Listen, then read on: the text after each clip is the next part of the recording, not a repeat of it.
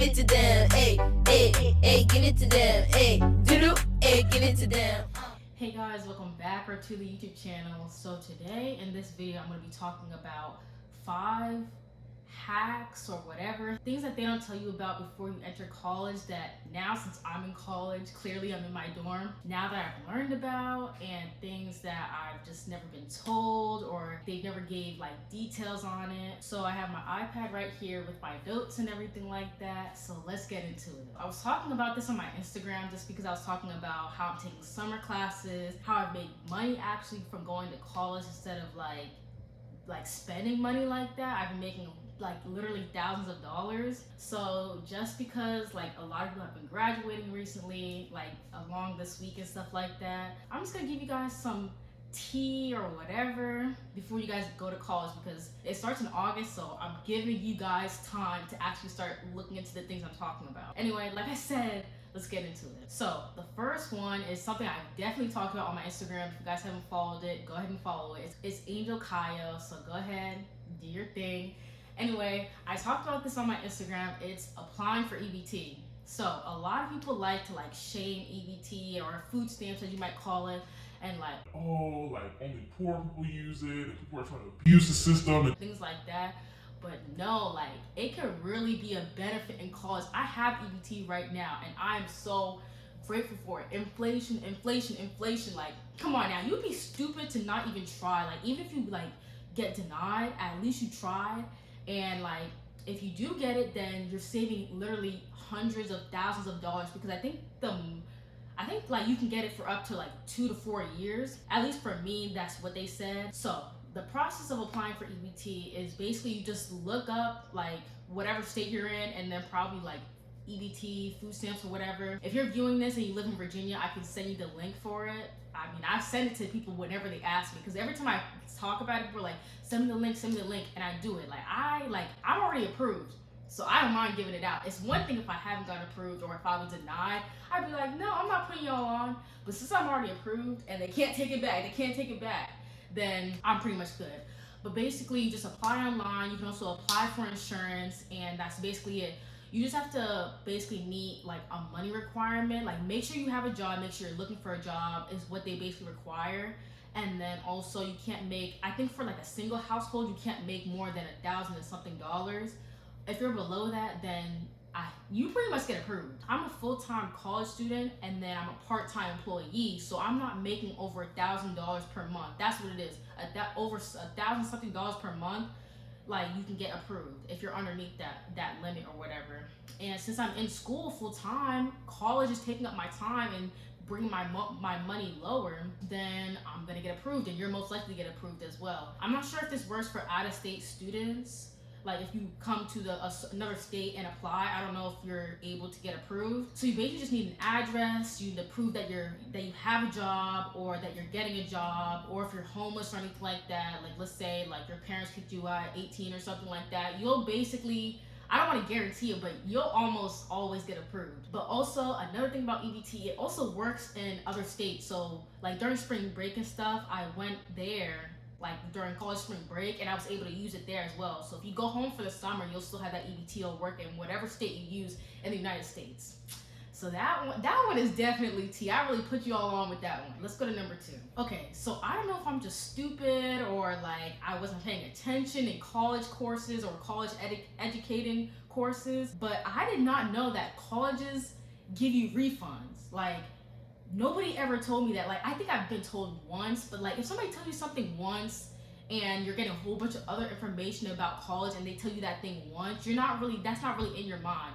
So I think I was told once, but you actually do get refunds in college. And like I said, that's how I've been making thousands of dollars. So basically, if you want to get a refund, it happens, at least in my school, which I go to Norfolk State, it happens in September, October, or January, February for both semesters. So you get a refund per semester depending. The only way you can get a refund is if you've already paid off whatever you need for school, and if you paid extra, it'll come back to you. So even like, I'm not even talking about if you like paid your own money. Like if you already paid the exact amount, you're not getting money back. Let's say, and this also goes into a second part, I guess, continue to apply for scholarships, because even if you've already like paid off what you needed to for your classes, your stay, your meal plan, you can get that money back and you overpaid. I don't know if that makes sense, but let me try to break it down like you're like dumb or something.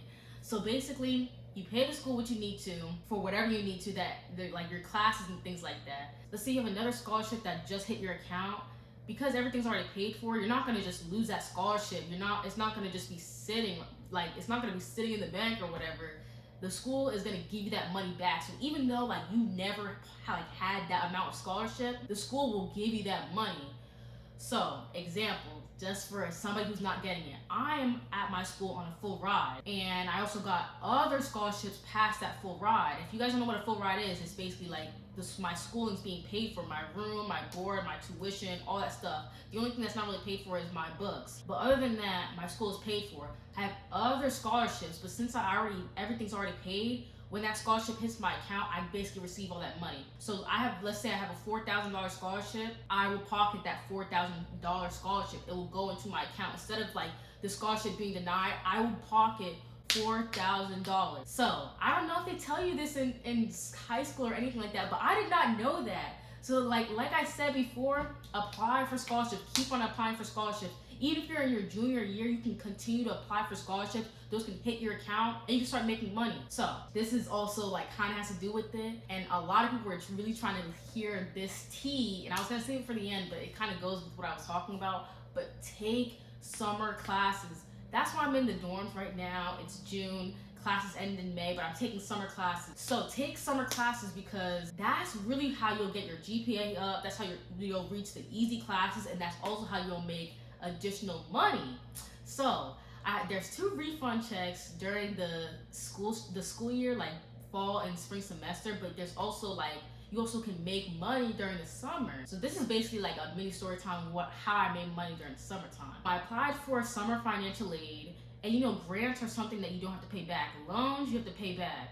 Grants and stuff like that, you don't have to pay back. So basically, I received a financial aid grant or whatever of like almost $2,000, and I was like, oh, okay, bet. But then I'm in the honors college, so you apply for the honors college, because the honors college emailed me and was basically saying like, hey, we'll pay for your classes as long as you basically like give your GPA, the reason why, things like that. And they said we'll pay for your classes. Then the financial aid came through again. Then the honors college came through again. It was just like, actually, we'll also pay for your room and board as well. So I was basically racking up all these things that they were saying they were willing to pay for. And then the honors college said like, hey, do you want to take this biology class or this science class, and we'll pay for that class as well, as long as you just take it in person. So they were offering me a class to pay, to take for free.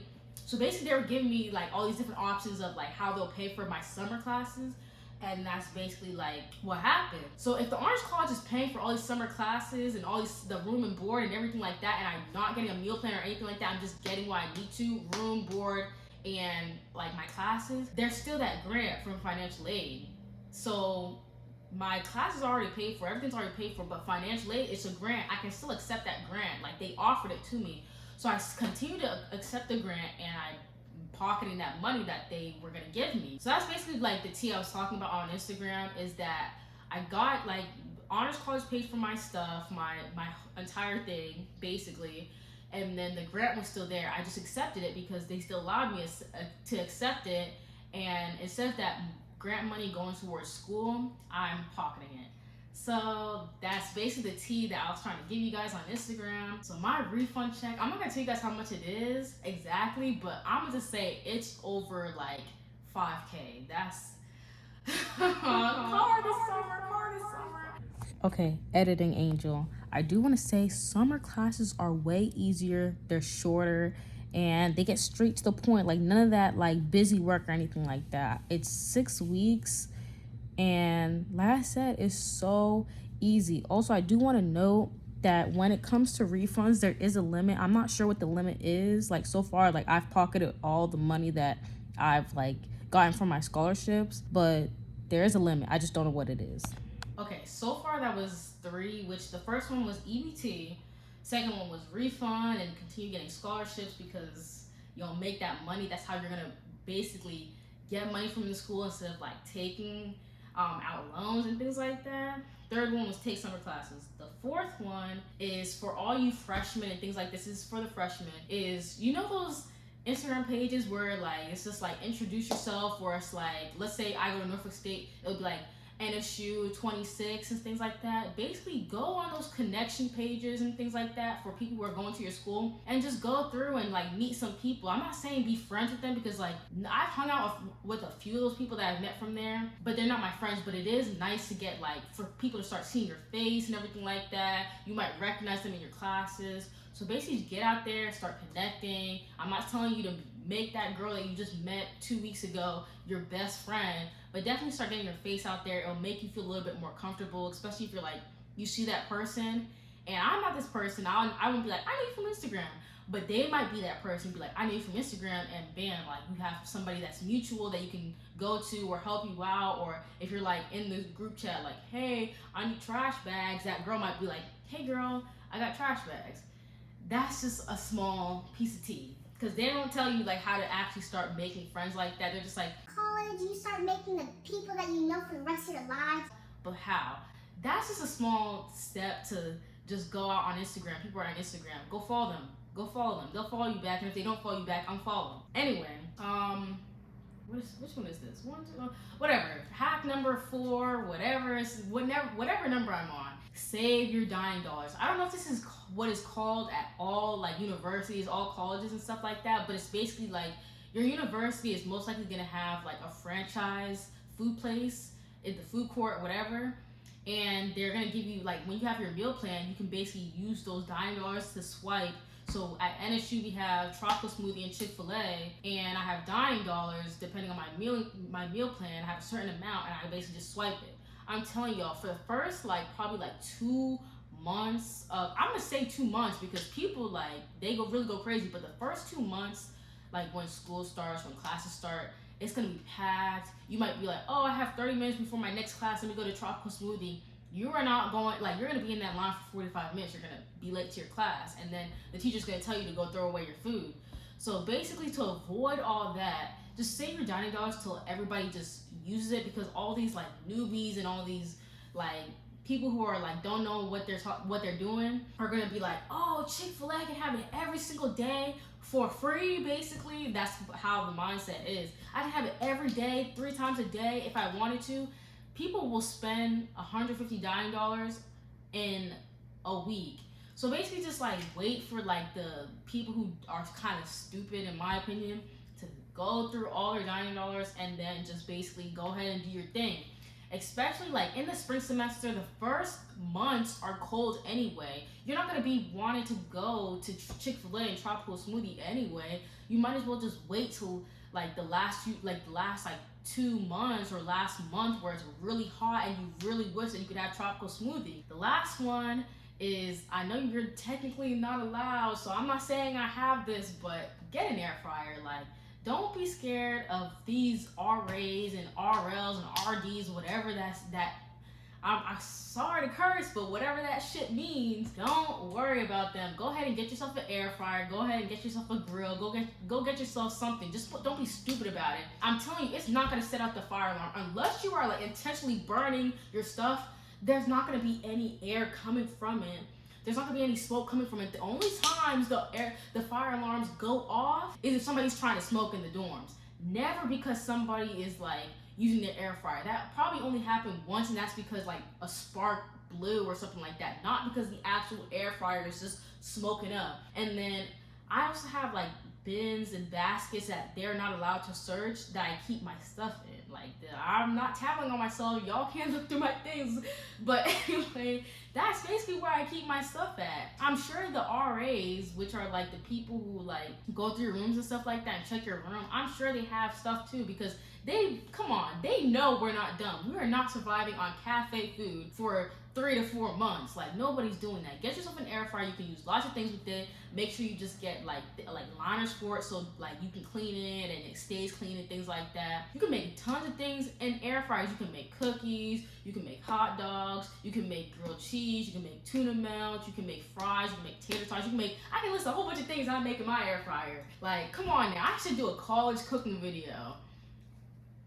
But yeah, get yourself an air fryer, do your thing. You're gonna get tired of this food out here. And I know everybody in college is basically broke unless like your mommy and daddy are out there hustling, selling drugs, selling the poom poom. You are not having money in college.